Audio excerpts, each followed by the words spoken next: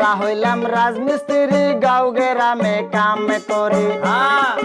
আমরা হইলাম রাজমিস্ত্রি বাড়ি বাড়ি কাম করি দেশে কাম করলে টাকা থাকে না দাদা বাড়ি বাড়ি কাম করলে সংসার চলে না বিদেশে যাওয়া ছাড়াই উপায় দেখি না আমরা বিদেশে যাওয়া ছাড়াই উপায় দেখি না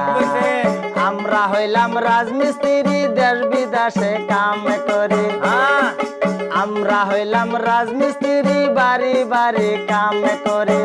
দেশে কাম করলে টাকা থাকে না দাদা বাড়ি বাড়ি কাম করলে সংসার চলে না